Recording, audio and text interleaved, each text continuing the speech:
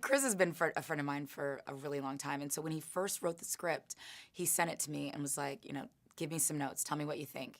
And then, time went by, and then he was like, let's assemble like a group of actors to kind of do a table read.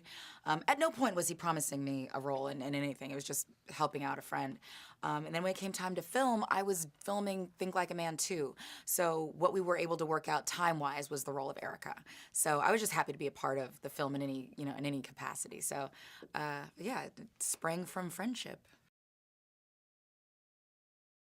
Luckily, like half of the cast, we have been very good friends for a really long time. So he just called in a lot of favors, and everyone really believed in the script and the point of the movie. So whether the role is a quick cameo or a much larger scene, everyone signed on for magic, and that's what we created. The price of fame, and what is it to be a celebrity nowadays?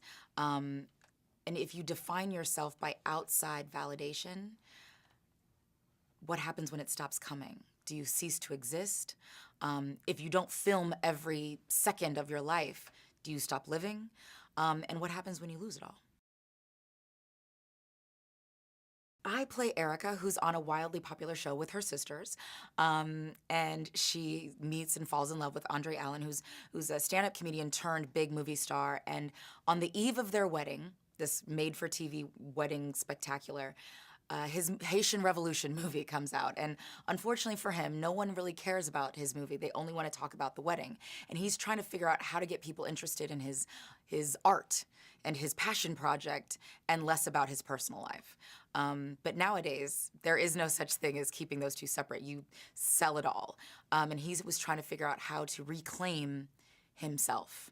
And along this weekend, he is assigned a writer to cover a day in the life of Andre Allen, and she starts to get him to question his ability, his purpose as an entertainer, and what he wants his legacy to be. Oh, she loves it. It doesn't happen if it's not on camera. But that's this whole generation, whether you're famous or not. Like, if they don't have a picture of it, it didn't happen. So like I've said like many times, like, oh, I need to get a picture, otherwise so and so won't believe me. And I'm like, you need new friends. Like, they're not gonna believe you because if you say you just saw me on the street, you have to, you know.